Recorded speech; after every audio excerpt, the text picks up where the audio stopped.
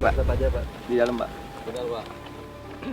Ketua MPR RI mengikuti rapat terbatas bersama Presiden Prabowo Subianto di Istana Kepresidenan Jakarta pada Selasa 2 Desember.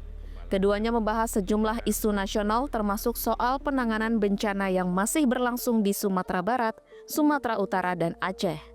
Dijumpai usai rapat, Muzani sempat memberikan komentar terkait desakan penetapan status darurat bencana nasional. Menurut Muzani, hingga saat ini pemerintah tidak menetapkan status darurat bencana nasional di 3 wilayah tersebut.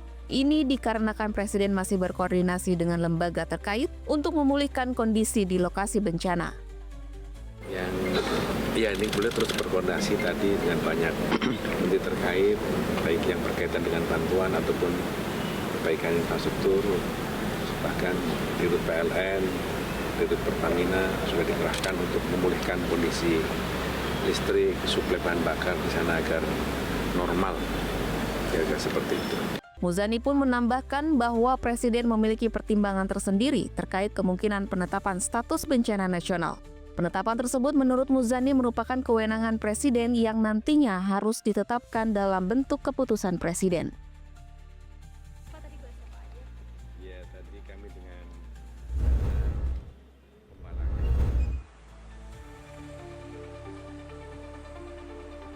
Indonesia dan Rusia sepakat untuk semakin memperkuat sinergi angkatan laut antar kedua negara setelah menggelar pertemuan Navy to Navy Talk yang keempat di Surabaya Selasa pekan ini.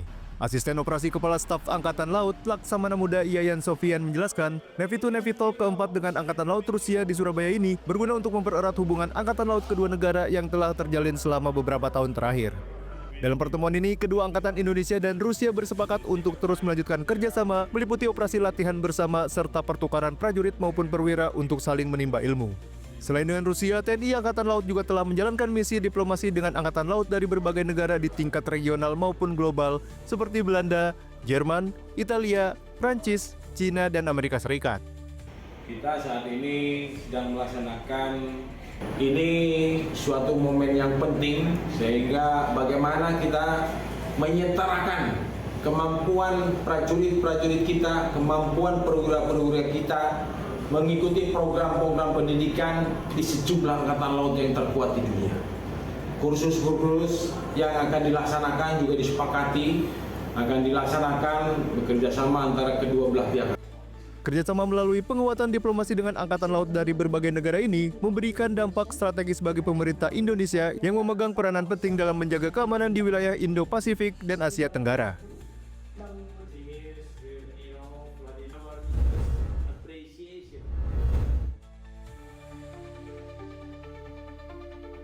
Mantan Gubernur Jawa Barat Ridwan Kamil menyelesaikan proses pemeriksaan selama 6 jam di Gedung Merah Putih KPK Jakarta Selasa sore.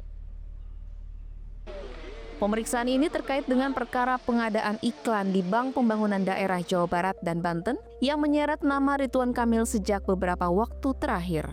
Selama pemeriksaan, Ridwan Kamil mengaku menerima banyak pertanyaan dari penyidik sebagai bagian dari proses pendalaman kasus.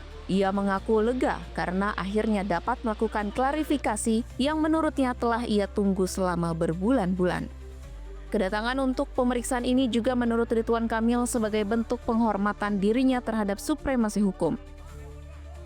Pria yang akrab disapa Kang Emil ini juga menyampaikan bahwa dirinya telah memberikan keterangan seluas-luasnya sebagai tanggung jawab warga negara. Pertama, saya sangat bahagia karena ini momen yang ditunggu-tunggu berbulan-bulan melakukan klarifikasi kan ya. Nah, hari ini saya sudah melakukan klarifikasi sebagai penghormatan pribadi pada supremasi hukum, tanggung jawab sebagai warga negara, memberikan keterangan seluas-luasnya, tanggung jawab pribadi sebagai anak bangsa untuk menunjukkan transparansi dan akuntabilitas. Jadi saya sangat lega berbulan-bulan menunggu momen ini untuk memberikan penjelasan.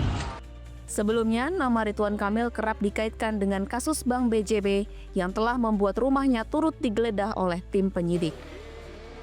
KPK juga menelusuri aliran dana dan memeriksa transaksi keuangan Ridwan Kamil beserta keluarganya dalam upaya pengungkapan perkara.